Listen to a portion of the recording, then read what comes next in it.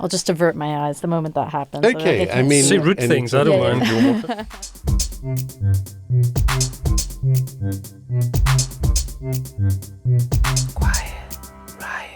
Hello and welcome to Quiet Riot. I'm Andreou and I'm flying solo this week while my co-rioter, Naomi Smith, campaigns across the country as we enter the final few days of the election campaign. Our aim here at QRHQ is simple: to create a different kind of show that not only takes the heat out of the debate, but injects a bit of warmth and humour and practical steps about what you, the listener, can do to effect change. And we aim to bring together people from the left and the right, not to provoke confrontation, but to improve understanding.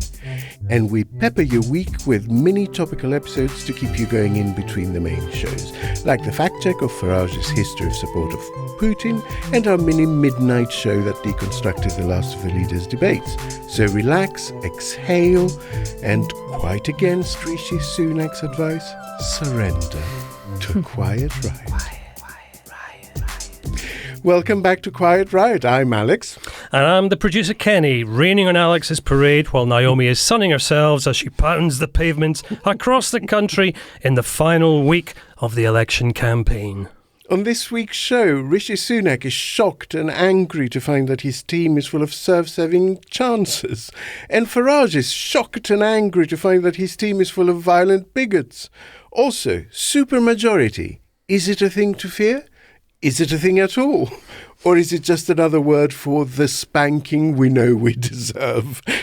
And music to most people's ears. And as this election winds down, the one in the US ramps up, if one can describe the calamity we witnessed during last night's Biden-Trump debate as an up of any sort. Now, while the Pimlicat's away, the mouse is going to play, and I have recruited two excellent guests to ease my solitude. First up, a Quiet Riot regular, it's more in common as Luke Tryl. Welcome back, Luke. Thanks for having me back. Luke, in 2016, Michael Gove said we've had enough of experts.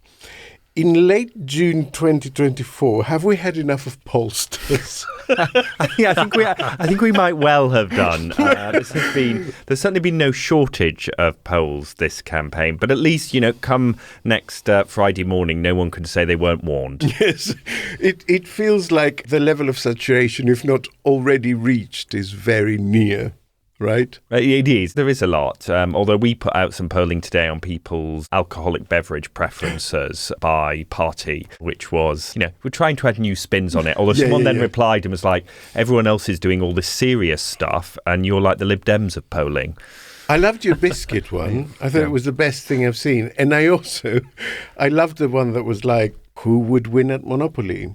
Who would let their kids win at Monopoly? Those were two different answers, let me tell you. Anyway, plus I'm delighted to announce a Quiet Riot debutante, but a very familiar voice. It's staff writer at Time magazine, Yasmeen Serhan. Hello, Yasmeen. Hello, thanks for having me. Yasmeen, last night Trump called Biden a very bad Palestinian, using it quite plainly as a slur.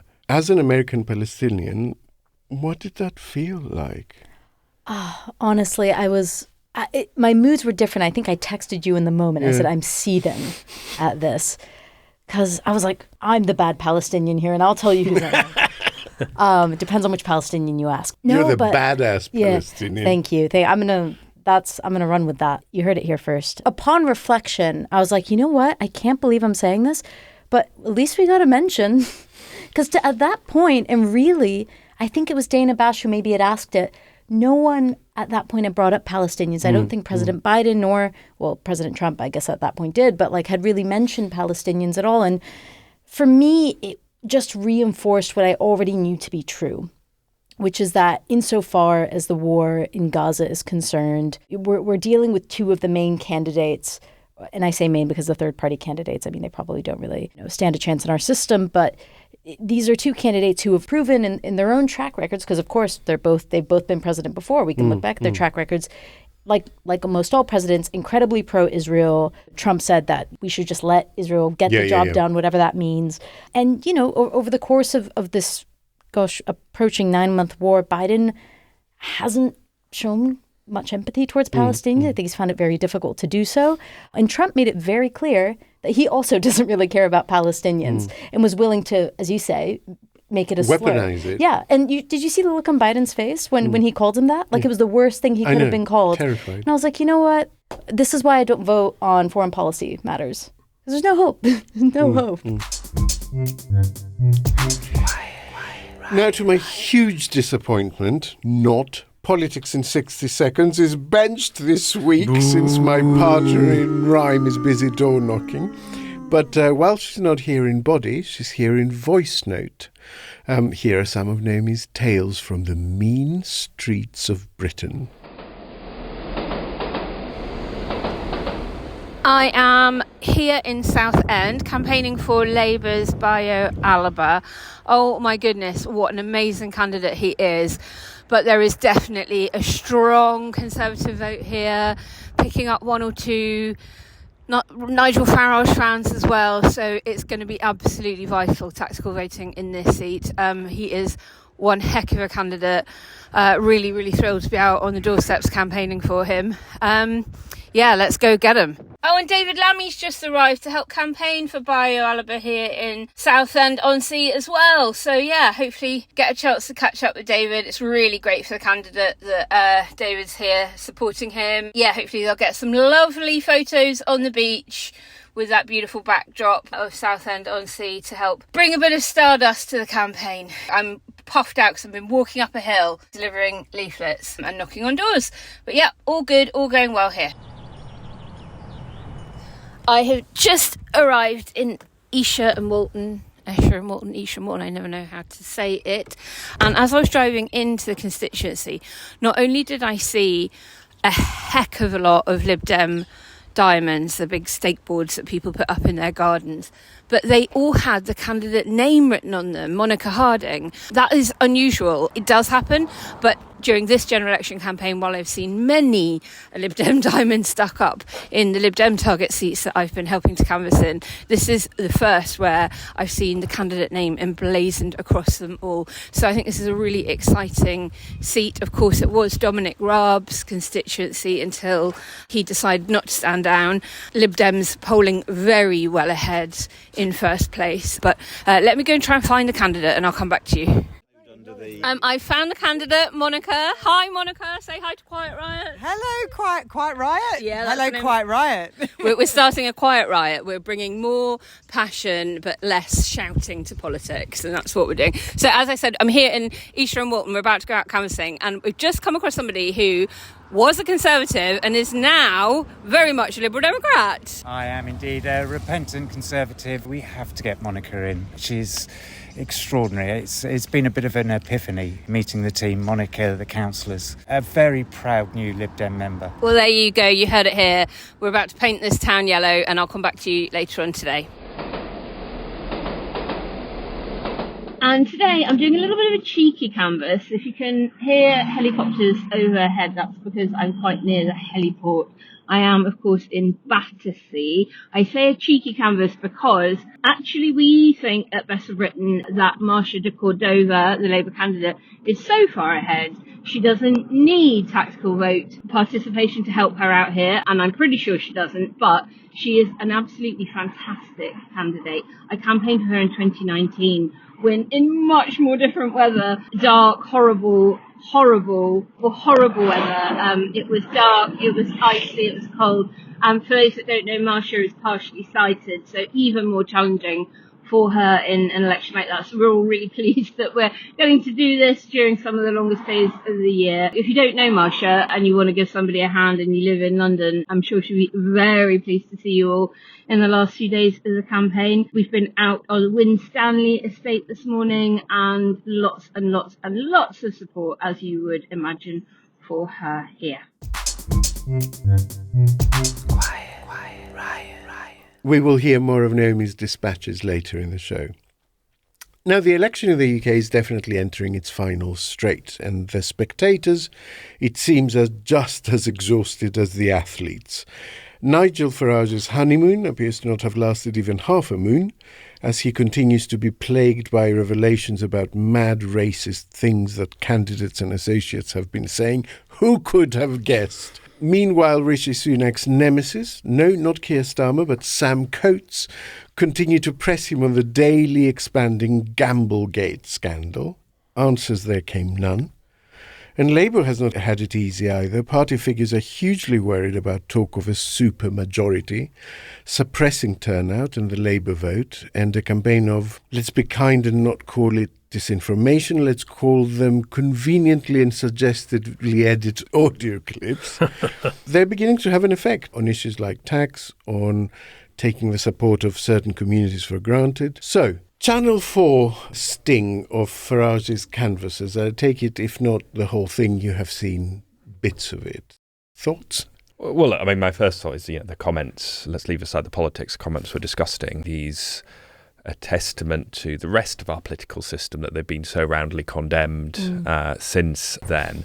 But I do think the interesting political point about them is that this has been Reform UK's worst week of the campaign. We had Nigel Farage's comments on Ukraine, which we know from our polling are way out of step with public opinion. Unlike the US, there is no partisan divide on Ukraine here. People overwhelmingly back Ukraine. And interestingly, in our poll, we found that people were more likely to say that Farage sympathised with Russia than were likely to say sympathised with Ukraine. So that's what you then had them starting to dip in some of the polls that we saw this week. And then you had this undercover filming. And I think the biggest challenge that Reform faces now is not with the 0 to 10% group.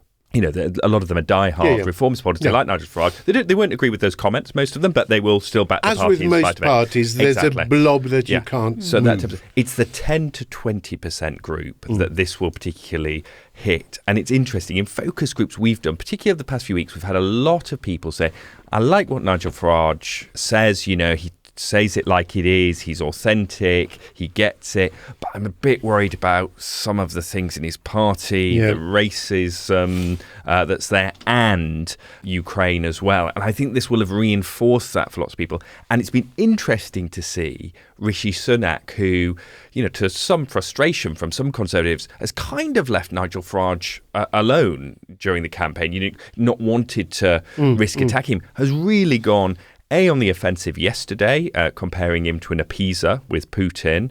But today, it's a really actually, whatever criticism people might have of Rishi Sunak, it's clearly a really heartfelt statement about, what Nigel Farage's comments meant to him as the father of two daughters and the impact that it was having. He seemed much more willing to take the fight.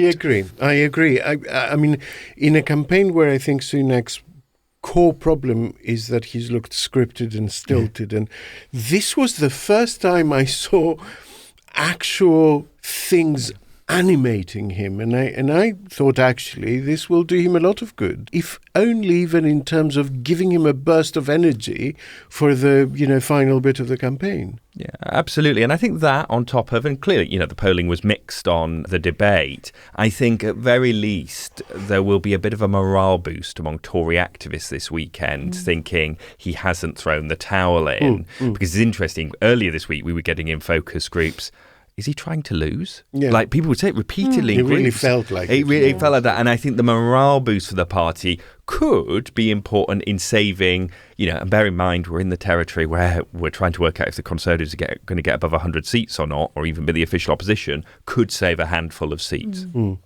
The thing that really affected me about it is, by the way, if you have read what was said and haven't seen the video, let me tell you, the video is worse. There's just something about it that makes it 10 times worse, because we know these things are out there, right? You know that these feelings exist in some people. But what I found really shocking and chilling was that the hate was accompanied by violent fantasies. Like everything that was said was accompanied by some kind of shooting them or hanging gay people, or, and, as a sort of swarthy gay man, that really, it hit all my buttons and made me panic. It felt a little bit like, when we're running the world, this is what it's going to look like. And it was really I found it really shocking, even though, like I said, I know it's out there. It's interesting too because, obviously as an American in the UK, often when I'm talking to British people about, the problems in my home country, they'll often treat issues of racism like, I can never understand why you guys are so particularly bad on this topic. And of course, the phenomenon of Trump, it's easy to point to the US and be like, you're all crazy. But things like this actually indicate like, no, everyone's capable of this type. It's there. Of this type of hatred. The thing is, how do you respond to it? And unfortunately, I think, obviously in the US, I think we've seen that some of the horrific things that Trump has said, that there is an audience for that. I think, to your point, that the fact that people are kind of widely disgusted by this is very good, but that doesn't mean that you should just take it for granted that those type of beliefs don't exist. You need to stamp them out when they occur. Farage claims essentially growing pains. He says that in a party that is expanding so quickly, there are bound to be people who say the wrong thing. But the campaign's biggest clangor so far came from his mouth, like you were saying, the Ukraine thing. So does that slice of politics, I mean, I'm not involved in it, I can't claim to understand it, but it is there. Do they need to take a slightly harder look at what is it about that party that attracts this kind of element? Because to just claim that it's random chance, I don't think washes anymore. Nothing about reform feels organized. And I know that this is like an iteration of like several parties, and this is just kind of the latest sort of costume that Nigel Farage's party, which of course always just surrounds him, is wearing. So I don't want to like kind of say that that's an excuse, but I feel like a lot of these things just come down to being contrarian. I kind of feel like a lot of these ideas, like they're international. Like I feel like there's kind of I don't want to say like a coalition, but I feel like when people who subscribe to these type of views, it's kind of like with, we see it with sort of far-right leaders around the world, even though obviously nationalist movements are very national, domestic focused. They share a lot of ideas and tactics, and they talk with each other. We know Nigel Farage has been in America talking with like-minded leaders. I mean, these ideas spread, I think, because, they're being actively discussed. Testing it here, though, testing that narrative here, as Luke was saying, in a place where there is no real division on this, is risky to do in a campaign like this. But I suppose when you're reforming, you feel like maybe you don't have a massive amount to lose because maybe this is just a dry run for the next time. Maybe. Although I have to say, as someone who comes from a country that has had a real brush with proper far right, we're talking Golden Dawn, we're talking uniforms and the lot. Their most frightening feature, and this is something that I see actually in a lot of similar movements around Europe, is that they're very organized. They're almost military in their organization. It's a very hierarchical structure. It's almost like a sort of army camp. They have weekends away where they drill. It really is almost like a paramilitary organization. So the fact that reform is so amorphous and disorganized is actually both a problem but also a sort of saving grace. Now, Luke, there seems to be an assumption that the fallback of reform support will result straight into a gain for the Tories. Is that the case? Look, we know that the majority of Reform's vote comes from people who voted Conservative in 2019, but we also know there are some Conservative to Labour switchers who are quite tempted by Reform UK, and they may move back to Labour. I suspect there's a big group who will simply not vote. As a result, they will sit it out, and some will go back to the Conservatives. But I don't think it's as simple as we're leaving Reform, we all go back to the Conservatives. I think where it probably matters more from the Conservatives is they, thinking to their future, will not want Reform to be a big presence in Parliament. So if it costs Reform a couple of parliamentary seats, even if that doesn't benefit the Conservatives, looking to the future, it's not Nigel Farage and his gang of, there was one MRP this week which had them on 18. It's not a gang of 18, it's maybe just Nigel Farage or Nigel Farage and Lee Anderson. It's a smaller group, and so that's where it matters. Please let it not be. With one eye on the future, can I just ask, there's a nice lazy assumption that a lot of Reform voters, of course, are old gammons. But there's quite a lot of information out there that Reform are getting young voters coming on board as well, which has implications for the next generation of elections and not just this election. Have you seen any evidence that backs that up? There's no doubt there is a contingent of young people who are backing reform, but it is unlike what we see on the continent where young people are disproportionately represented in National Rally or the AFD. It's still, in our polling, it's around, they underperform by around 4 points with young voters. But the interesting thing, of course, is you then dig into the gender split on top of that, and there's no doubt that more young men are attracted from. Again, not at the same levels you see on the continent, but it is something to watch and pay attention to, because clearly, reform feed off and benefit from that sense of disaffection. That is what draws them. And it's disaffection, often for lots of the right reasons. It's, young people who don't feel like they have opportunities, and reform says to them, look, we will help with that, and that attracts some people. Yeah. Tonight, Friday, there is a BBC Question Time special with Farage on it at his insistence. I bet he's regretting that now, because I don't think it'll be as easy an audience right as he imagined 2 weeks ago when he demanded he get this opportunity. Meanwhile, Gamblegate rambles on, with more and more people being pulled into it and the police getting involved. What do we think the effect's been? I mean, why has it had such huge cut-through, do you think? I suspect with, like all good British scandals, there is this element of rules for the top and not rules for the rest, or kind of rules for them and not rules for the rest. And I think that very much kind of, I feels like that's why it struck a chord here. That, I mean, sort of joking thinking when I heard this, because there isn't the same culture of political betting in the US. Like, it doesn't really, I don't think it exists in the same way. But when I heard that the Conservatives were kind of placing bets on the election day, I was like, are they that certain that they're going to be out of a job soon, that they're just trying to like make a bit of extra money as much as they can, which was more of a kind of like a jokey way of thinking about it. But I think people do take it seriously. And if it's seen like it was done with, that even towards the end, they're trying to do things that just don't wash with people. I think people can just see it as being slimy. But even the thing with like the Labour candidate placing a bet against himself, I mean, maybe just kind of as a foreigner looking in, Alex, I don't know if you feel similarly. I'm just like, what's going on here? Like, why are people placing these bets in the first place? You see, I get that bit completely. So there's been 2 Tory MPs and 1 Labour one that bet against themselves. So it's not a partisan point. But as a sports fan, I get that. Like, if I think my team's going to get spanked, I will bet against it, because then if some miracle happens and I win, then, you tear your slip in joy. And if you lose, then at least you have some small consolation. I think it's a sort of emotional hedging, a weird You have thing. clearly never shared a bookies with a Scottish football fan. Look, it's entirely inappropriate. I'm not excusing it. I think the rules should be clear, actually. If you're involved in this stuff, just don't bet at all on politics. But I don't think it's in the same league as betting on the date of the election when it will be announced tomorrow, because that's not betting on an unknown result that's up to someone else, the voters. That's betting on something that and using the fact that you're in a privileged position of knowing it a bit early than everyone else. That feels scummy, right?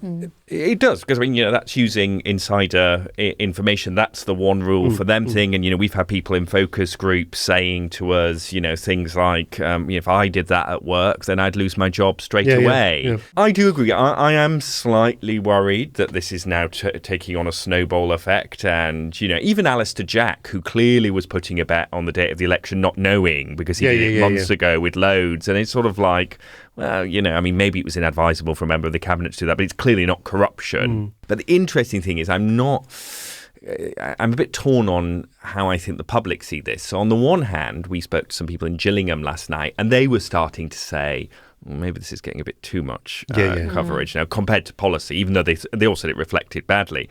But interestingly, we've just got a poll back literally within the past half an hour or so, where we asked people, I could see you were looking yes, at that's your what phone. I was trying to make sure I could get it for you on this. So we said, who does it reflect badly on? Does it reflect badly on the Conservative Party, on the Labour Party, or on both? And interestingly, 37% said it reflected most badly on the Conservative Party. 5% said Labour, but 40% said it reflected on both parties. Yeah, I so get clearly that. amongst the public, it is this pox on all your houses thing which has cut through, I get which that. so often happens. Part of me wonders, too, if it's this case of like, if there's this disillusionment, which I think you could definitely see in this election to a certain extent for a number of reasons.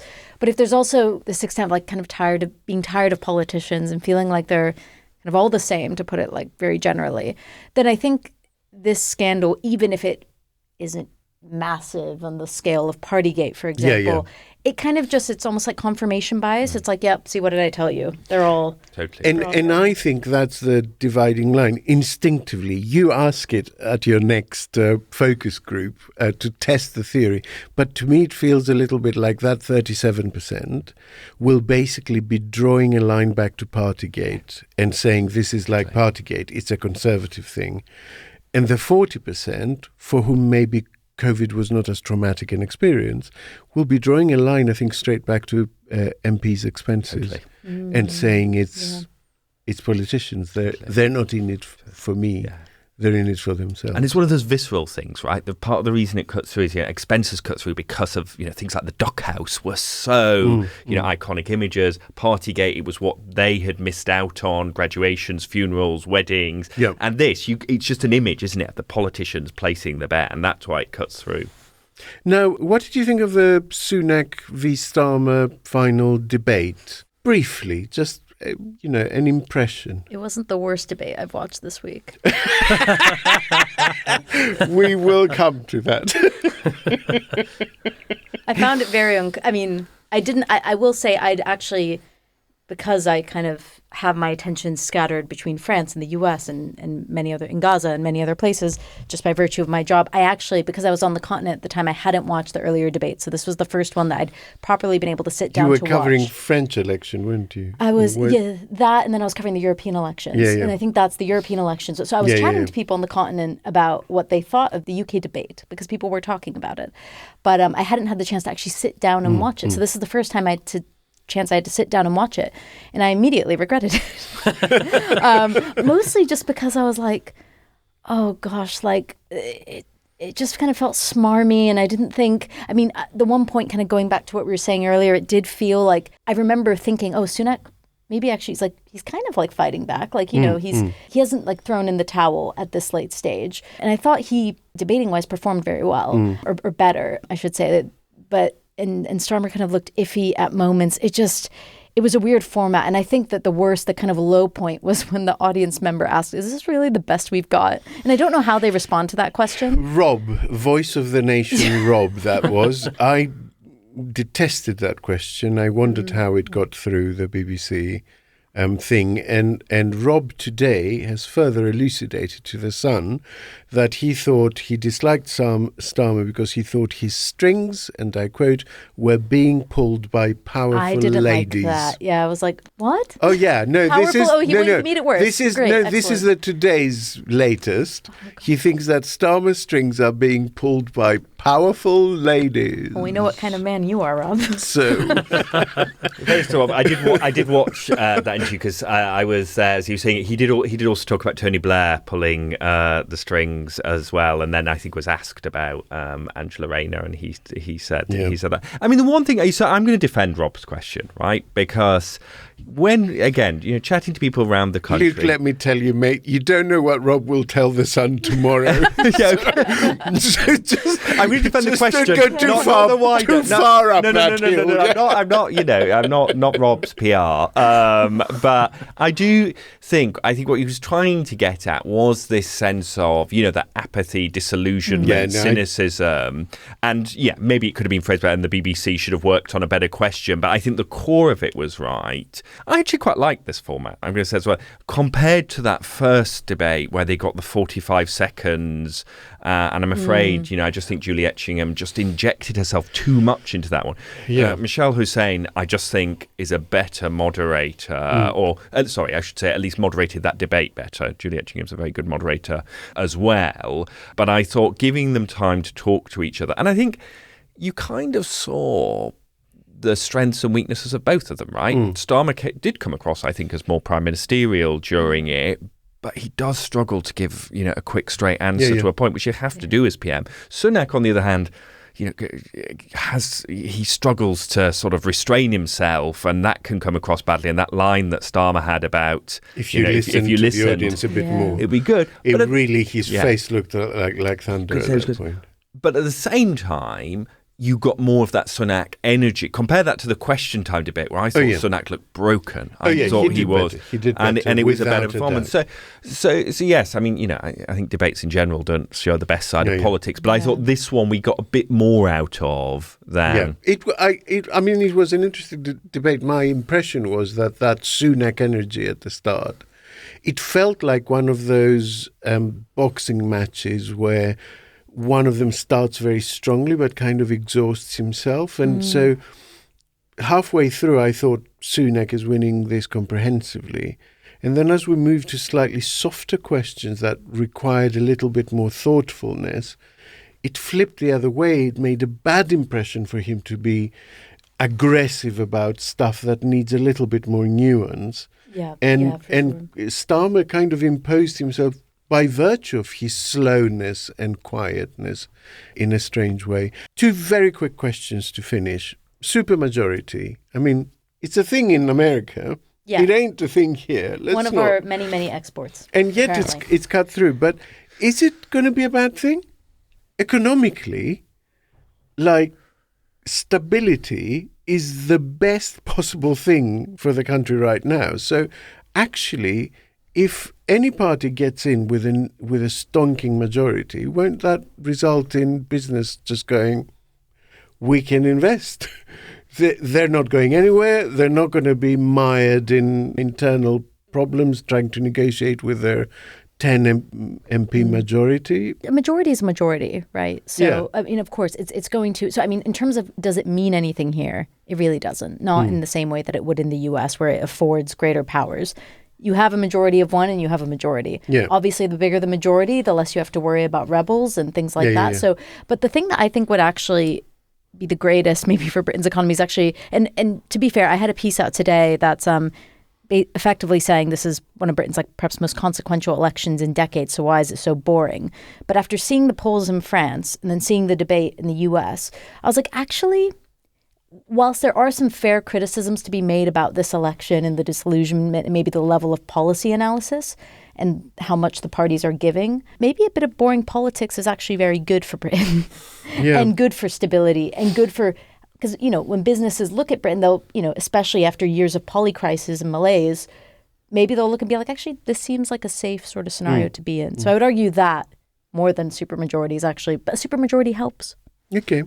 Last question. We saw this week a sort of Darren Jones audio clip that felt quite artificially edited, being used in a Conservative advertisement warning that, there's trillions in tax to come or whatever. We've also seen an edited clip of Keir Starmer where he mentions Bangladesh and that's been put out. And that one is actually, we don't even know who put it out because it's not tagged in any way or watermarked in any way as it's meant to be.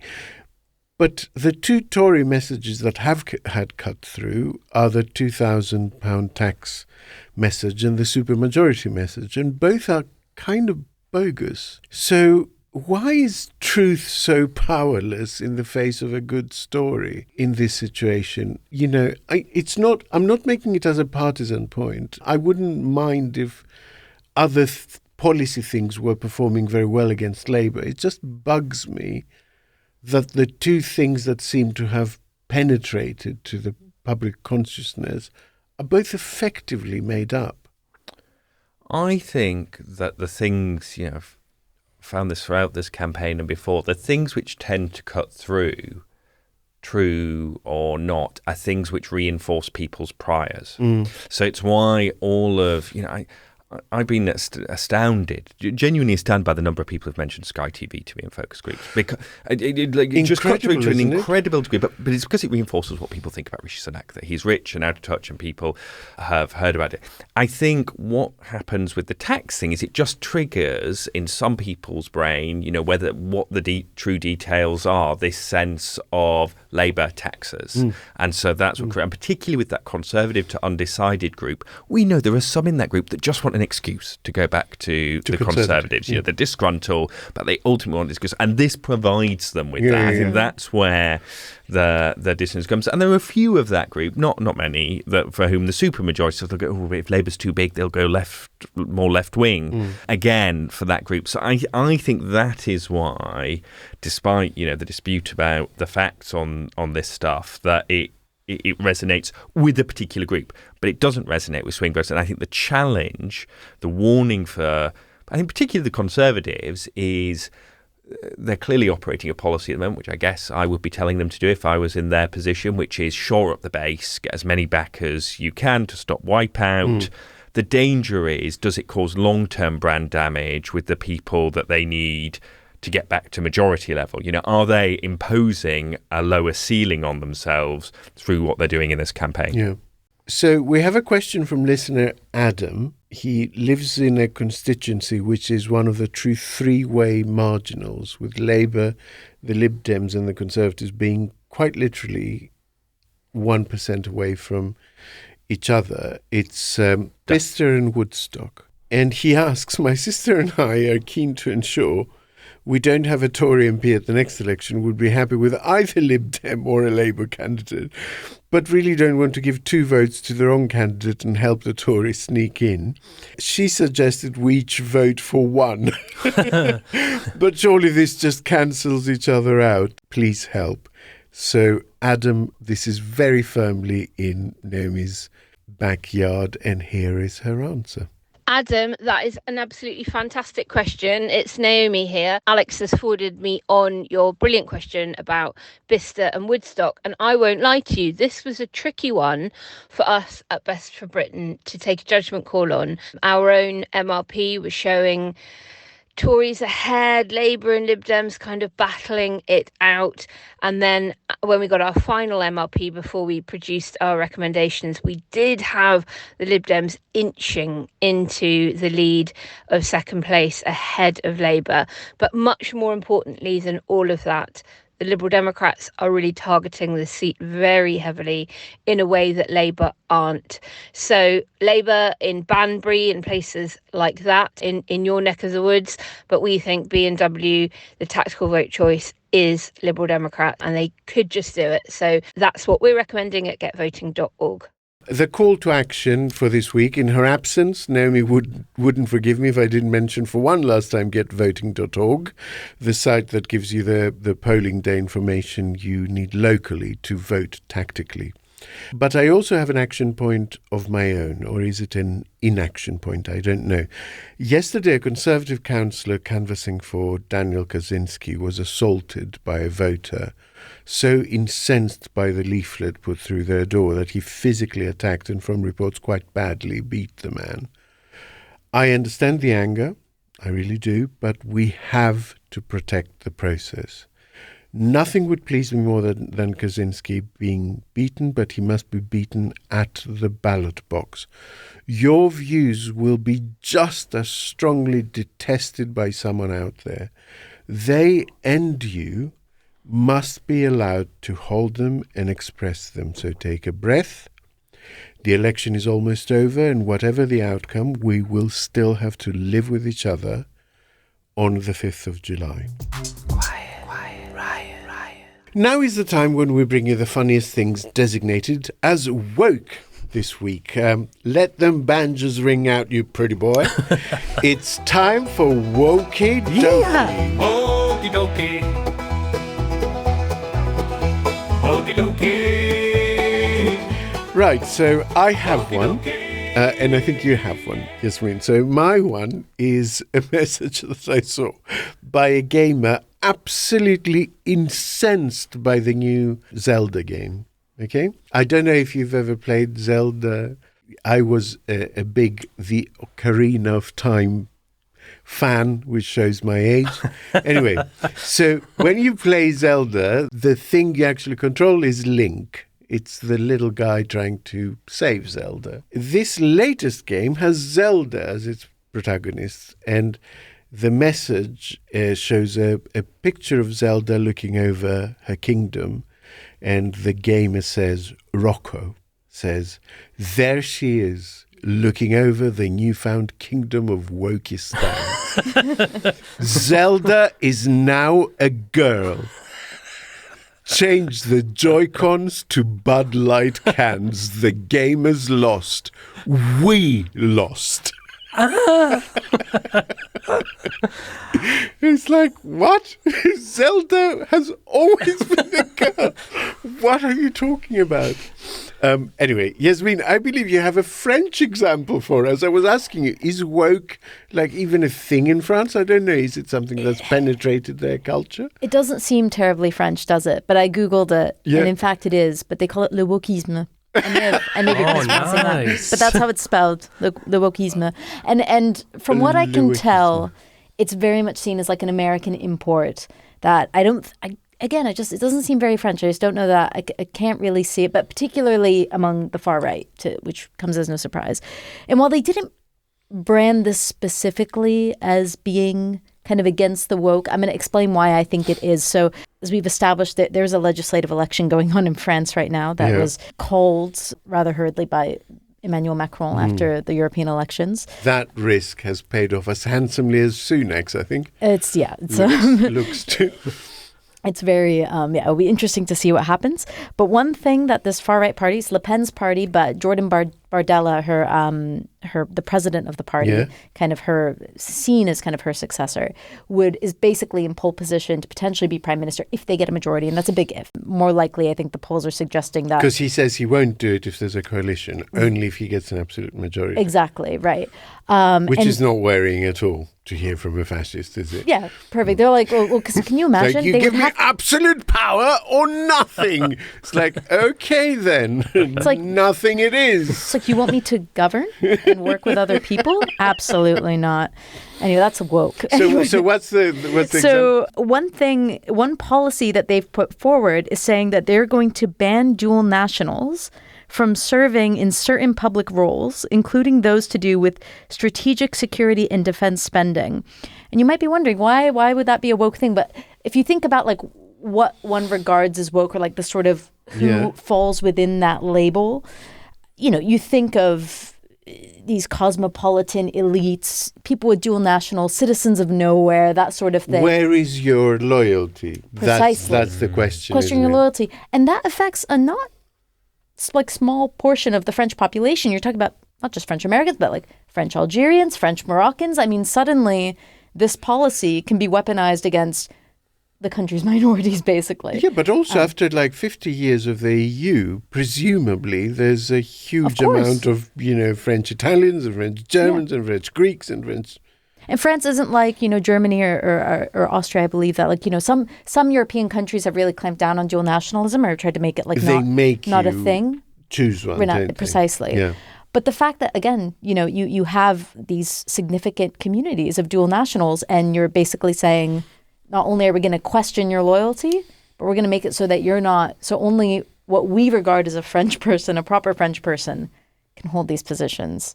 So that's I'm interpreting that as an attack on woke. Thanks, Yasmeen.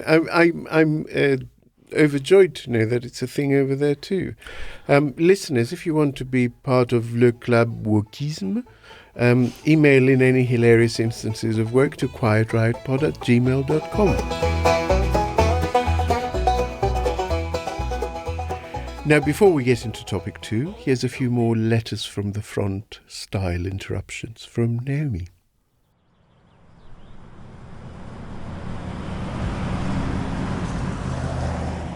I'm just in the car, Quiet Rioters, and driving into what is easily the most beautiful constituency I've campaigned in yet. I'm in Monmouthshire, currently Conservative held, but I think Labour are going to do it.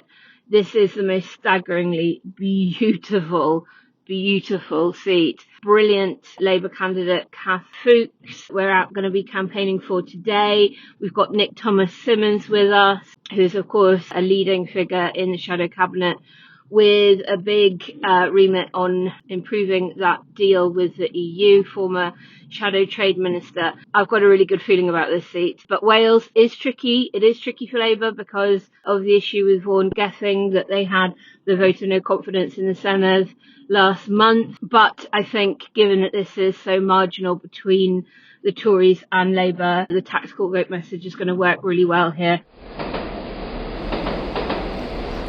Hi, it's Naomi. I am coming to you live from a very sunny and beautiful Lewes in the southeast in Sussex, where Lib Dem candidate James McCleary is hoping to take the seat from the Conservatives on the 4th of July. I have to say it's looking pretty good for him here. Lots of Lib Dem diamonds up for him. As listeners know, I've been all over the country campaigning for Labour, Green and Lib Dem candidates where they are the best placed candidate to defeat the Conservative. And I'm really pleased to say that it's looking mighty fine for them here in Lewes, but they're not taking anything for granted. There's definitely still a sizable Tory vote in some areas and a teensy-weensy Reform UK one coming up in some doorsteps. But pretty hopeful for them here, and good luck to James McCleary. I have hot-footed it down from Lewes, one stop on the train to Eastbourne. This is another Lib Dem target seat where the brilliant Josh Babarinde is hoping to become the next MP. The Lib Dems have held this seat in recent history, but it is currently being defended by the Conservatives. And I don't think I've ever, even in a by-election, been to a Lib Dem campaign where I've seen just so many stake boards up in people's gardens saying, vote Lib Dem, winning here. It is quite incredible. However, we did go up to a very, very strong Conservative area, very chunky Tory vote. Oh, I'm just at the station here in Eastbourne, so you can probably hear the announcement. But yeah, there was a persistent Conservative vote in one ward, I would say, where I think they'll do very, very well to squeeze them over to the Lib Dems. But in all other parts of the seat, it's feeling incredibly good for them. So again, really hopeful that Josh Babarinde will become the next Lib Dem MP for Eastbourne. And it's been a real pleasure to come and support two such great candidates. I'm also about to head off and campaign for Labour in some of their West Country targets and also for the Greens in Brighton. So lots more to do. Keeping on going the whole way through. Miss you all loads over at Quiet Riot. Sorry I'm not with you. And I'll be back next week.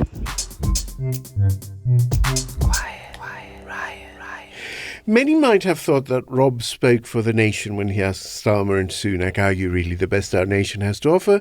But anyone who tuned into last night's debate between Biden and Trump cannot have failed to take that down a notch and think, wait a moment, maybe they're not so bad. This was 90 minutes during which the brief was essentially for Biden to be much more like himself than we've seen recently, and for Trump to be much less like himself than we've seen recently. Yasmeen, who managed that brief better? This is the thing. I fear they were... No, come on. You have just get the words out. I know what you're going to say. I think they both managed to, unfortunately, be themselves. No, don't both so I have to pick who did it, who did better. You know who did better. Yeah, unfortunately, the former president, drum roll please.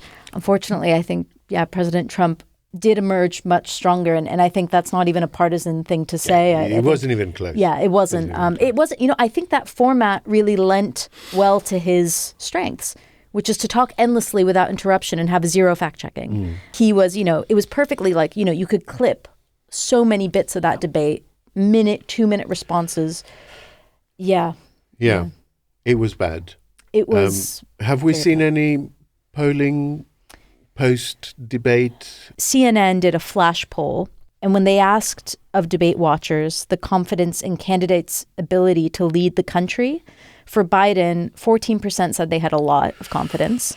29% said they had some confidence. 57% said they had no confidence at all. Meanwhile, for Trump, 36% had a lot, 20% some, 44% none. So clearly, people who were watching it also thought that Trump did better. And in some cases, it's not even close. Yeah, I mean, making Trump look good is quite a thing, isn't it?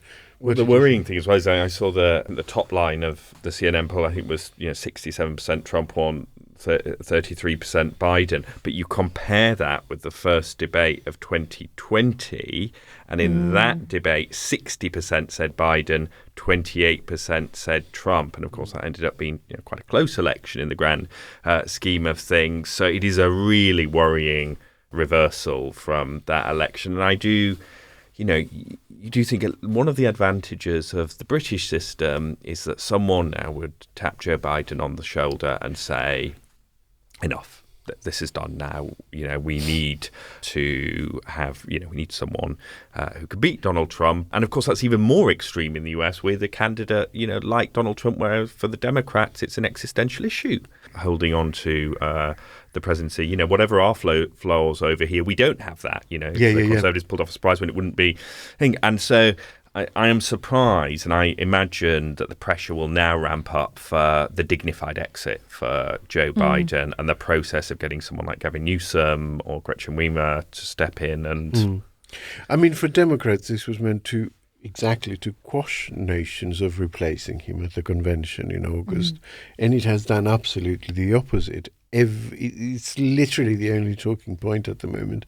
I had a look at, everywhere from Fox, CNN, MSNBC. Every headline. I've been watching networks, and all of them, every Democrat even that comes on is like, this was a disaster. And it was, to be honest, as someone who has felt that the conversation around the candidacy and whether Biden should run was a fair conversation to have. Yeah. And I'm thinking of the Ezra Kleins who kind of put forward this idea really early. It really went against what was otherwise quite deferential way of communicating and not wanting to appear ageist and not wanting to, and kind of very much going that line, like he beat Trump before, so he's best placed to do so again. Yeah. As someone who was perhaps more open, who felt that conversation should be entertained, I was really shocked by how swiftly. And I saw the reaction to the debate before I watched it. And I desperately tried to go in with an open mind so I could make my own judgment. But I was like, how bad could it have been that all of his support, all of his allies, all of his cheerleaders have seemingly overnight just fallen away? Yeah. And it makes you think that perhaps that support, that foundation wasn't strong to begin with, but people were afraid to say something until they realized that actually what the alternative is. That this could be quite bad. And maybe one of the lessons for the future is that a sitting president will almost always go for a second term, and you rely on them to not do it if there's any particular reason. So maybe this was a conversation that should have been had in 2000, actually, because everyone knew what age Biden would be by the time of the second run. I've seen a few pieces saying there is a process for removing or for replacing someone that has stepped down, and that there is even a precedent for it, Lyndon B. Johnson. So can you tell me what happens if he does say, I will step aside for whatever reason? Yeah, so there is a precedent, and it's actually really interesting to see kind of the parallels. I mean, obviously they're not identical situations. Lyndon B. Johnson was in a very similar sort of place where he was facing a tough fight for re-election. His approval rating had cratered. He was seen as neck and neck almost with his opponent. And there was an unpopular foreign war going on at the time. There was Vietnam War. And now, of course, we have the war in Gaza and the war in Ukraine as well. So it's just, folks like Ezra Klein again have talked about this. But I mean, in theory, and what I guess is a plus of having the debate as early as they've had it, because I don't think traditionally they've typically had them as early, is the conventions haven't happened. I wonder if the debate happened so early as a sort of make or break moment to road test Biden. You could stress test both of them, right? Because they're both old men. I mean, that's kind of just the reality. I mean, the only difference is Trump has made being a bit senile and all over the place part of his personality, whereas Biden less so. And Trump had the advantage of appearing sharper and being able to poke fun at when Biden was seen to not be. So in theory, they could decide. I mean, I guess there's a couple of scenarios. Obviously, the more traditional scenario when a president, for whatever reason, chooses not to be in his role anymore is for the vice president to come through. In this case, it would be Kamala Harris. But of course, a lot of the arguments that I've been seeing, and I think this has been happening for a while, is an acknowledgement that the vice president isn't necessarily all that popular or any more popular than Biden. So that creates an extra problem, right? Because they effectively have to get both of them to say that I won't stand. To basically make the argument that an open convention is what not just our party needs, but the country needs. And I think...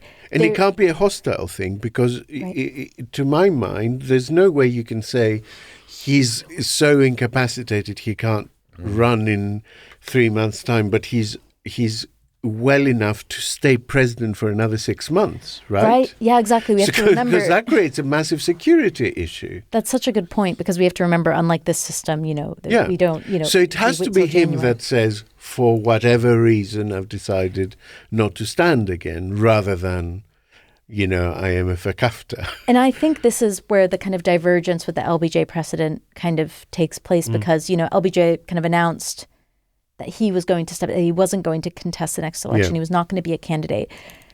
There was a time before when President Biden could have done that, and he would have been seen to do it in a way. And I'm not saying it's too late for this, but there could have been a time where he had said, look, I beat Donald Trump last time. I shepherded us through COVID and all the other things, dealt with the war in Ukraine, and I brought us to this point, and now it's time to pass the baton on to the next generation. And it's good for, it's better for our party, it's better for our country, and that's what we're going to do. That moment's gone. And it would have been really, right. Now, no matter, even if he does that and says it and frames it in that way, it's still going to look like he was pushed. Yeah. So that automatically makes it harder. And the thing that I've certainly had, in conversations with colleagues and friends is that, we don't want to, I think for the Democrats, if Biden were to lose, the big risk is that you're going to remember this as another RBG scenario. The late, great Ruth Bader Ginsburg, of course, had this incredible legacy, this lifetime of service, but the main criticism being that she should have stepped down before and allowed Obama to replace her, rather than, by the time she'd passed, Donald Trump was president. And I think it's a similar thing here. And, I think Americans generally need to have this conversation of what does service look like, and does service mean working yourself to the grave, or does it mean knowing when your time's up and passing it on and making sure that we have a new generation that's ready to take the reins. I think everyone actually needs to have that conversation. Mick Mulvaney, hardly an honest broker in this, I know, but this is quite interesting. He says the Republicans have chosen the only candidate who could conceivably lose to Biden, and the Democrats have chosen the only candidate that could conceivably lose to Trump. And that rings quite true to me. Have we seen any numbers? Is there any polling out there that you've seen on the runners and riders and how they perform against Trump at all? There was early polling, I think, but it was I remember reading about this polling where I guess back when people were making the argument that Biden was the best and only option, they were citing polling saying that the likes of Gretchen Whitmer, the likes of Gavin Newsom, no one was polling better than Biden. However, I think we can't really consult that polling that happened before tonight's debate because this was our first opportunity to see the two men side by side. And I think if you ask people now what they think, I think it's going to be different. And we know from doing polling, we very rarely do what we call hypothetical polling because voters are really bad at judging alternate scenarios. I mean, everyone is. You just don't know what you do until you're presented with it. And of course, because of lower name recognition, they all come in lower as well. I think the polling that's probably you can use is the stuff with Kamala because she is more well-known. She's on the ticket. And of course, as you said, that there's a problem there because it's not at all clear she'd do that much better. And then you've got to have a conversation about the optics of her not heading up the ticket. Yeah, we shall watch with interest. I think one thing is for sure, Trump will now be desperate for Biden not to be replaced. I mean, if I were in his camp, Can you imagine a better scenario for him than today's headlines? I mean... No, I mean, interestingly, I saw an interview with pollster Frank Luntz. He's also not exactly neutral in this, but he says that the focus group that he was running during the debate were not mean about Biden, and that every time that Trump attacked him, they really hated it, but that they were sad and they were frightened, and, by the end, everyone had flipped against him for, security reasons, basically. They just felt insecure. But sometimes sadness actually is worse than when people are angry with you. Remember it with Theresa May. People start to feel sorry for her. And we've noticed it in this campaign, the people who say about Rishi Sunak, decent man, this is Tory voters, decent man, just not up to it. And if Biden's in that doom loop of people feeling sorry for him, I think that's even more dangerous than people who don't like him. Yeah. Okay, so call to action. I mean, Yasmeen, is there anything that we can do about the US election? Are we just reduced to being passive observers of this thing that is hugely significant for everyone in the world? Or I don't know what the rules are. Can we donate to particular organizations or a particular the campaign of a particular Democratic candidate? I don't know. I don't know the rules about donations. It's a very good question, and it's worth Googling if you feel so inclined to figure out what that is. But I mean, I guess, this election is quite tricky because I think a lot of Americans will feel that they're looking at the options and they don't like the options that they have. Right. And that could drive disillusionment and people not wanting to vote. Obviously, I guess encouraging the American public to have this conversation, but reminding them to vote. I mean, you have a lot of Americans here in the UK and elsewhere, and encouraging them to be engaged and to communicate to their respective parties and tell them how they feel, even though, I mean, Americans abroad tend to get disregarded, but actually there's huge get out the vote campaigns typically every year, even at the midterms. I know Democrats abroad in particular do a lot of work in that realm because they know and they recognize that in really close swing states, the abroad vote actually can help swing things if you mobilize them. So, listeners, we're gonna look this up actually, and we'll drop a link in the show notes because that's the nature of the show. We're probably going to end up suggesting that everybody buys 100,000 MAGA hats and then just doesn't pay for them. Kind of in Trump style. This is not the advice of the podcast from a legal point of view, listeners. This is just Kenny being Kenny. Now it's time for the regular feature, Poll the Other One. Mercifully for me, I can hand this entire bit over to a guest, more in common as Luke Tryl. Luke, what's the most interesting or overlooked nugget from the dozens of polls we've seen this week? Endless. I know. Endless polls. I want to know the alcohol stuff. For sure. So I'm going to do the booze, but first of all, I'll do, which is a bit of a meta bit of polling. So we asked in our latest poll, who do you think is in second place in the polls? Because, of course, people tend to know Labour is out ahead. And the interesting thing, as you'll expect, was there was a massive partisan split.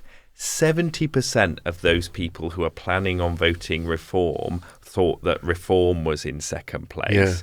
Amongst Lib Dems, it was about a third of Lib Dems, higher than the average, thought the Lib Dems and we have seen place. Like one MRP that does in seats, them, in seats certainly, and then the national average is to say that is it's roughly the Conservatives are in second, but only by about 9 points. And it does perhaps, we have seen some of these polls. We saw one from Matt Goodwin, which seems like it was a bit of an outlier to the others. No, really, that seems odd. Close ways. It does suggest. I wonder whether we'll see some, not all Reform voters mimicking what we've seen in the US about, we would have been second were it not for if they don't come second. Anyway, far more fun. Sorry, before you do that, you've given me an opening that you will come to regret, because Helen, a listener, asks, what happens if the Lib Dems and Conservatives gain the same number of seats? Who would be opposition? Do you know, I actually don't know the answer to that. I know, right? I know the answer to that. Go on. Yeah. It's in the hands of the Speaker. The Speaker gets to decide. And the Speaker, correct me listeners if I'm wrong on this, could flip a coin or use a pack of cards. The Ministerial and Other Salaries Act, 1975. Wow. So the Speaker is all-powerful when it comes to all matters, even on the opposition side of the House. There you go, Helen. Kenny, not completely useless. Well, let's see if what I've said is correct before you get ahead of yourself. Fun stat. Yeah, Luke. let's move on to the more fun polling. So we polled a whole range of drinks, alcoholic drinks, I should say, and we matched that up to people's voting intention. So can you guess what is the most Tory drink? It's the one drink which actually has the Tories in their lead. Is it intuitive or counterintuitive? It's intuitive. Alcoholic drink. I'd go with red wine. It's not red wine. In Blue fact, they're balls. 4 points behind. No, it is sherry. They have Oh my God.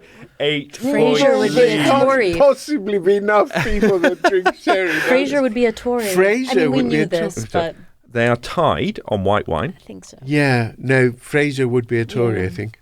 So white wine is a tie between Okay. the two parties. Labour have their biggest lead with IPA. Yeah, which is sort of a bit makes centrist sense. dad, isn't that it? does make sense, yeah. And Reform UK, surprisingly, get their best score among shandy drinkers, which you think Nigel Farage would be a bit disappointed with, wouldn't you, actually? And shandies. And the Lib Dems do very well with cider, which I think might be their West Country route That's shining hilarious. through. Shandy for Shandy reform. for reform. Oh, that's another 2 points in the polls that they're going to lose when this gets out. By that metric, I'd be a Lib Dem voter, I think. I like a cider. Yeah, This I weather. don't. You'd be a swing voter. I would. I'd be a swing voter because I'm not a great drinker anyway, and I tend to be a sort of a what do I feel like today whore. Well, the one Too that is harsh on closest, myself then. the drink that is closest to Middle England that almost matches our voting intention is a gin and tonic. Very stereotypical British there. I like Is there Yeah. any whiskey in there? He We do said have whiskey. pleadingly. We do have whiskey. Labour has a 20-point lead amongst whiskey drinkers. I think that might be the Did the Scottish SNP swing vote. feature in this poll? They did, but they were only on 3% with whiskey drinkers, surprisingly. Oh, That's strange. the end of the world as I know it. Yeah, there you go. They don't So perform well, you'll know why. that's Paul the Other One. Now, next week, we're giving Paul the Other One a rest, as our regular episode will come out the day of the actual poll. But we have a corker edition of Troll with it. You will want to hear the email that I received after reviewing the papers on Sky News yesterday. So tune in for that. And that is a wrap. All that remains is to thank our lovely guests, Yasmeen Thank you. and Luke, Thank you. and Naomi from afar.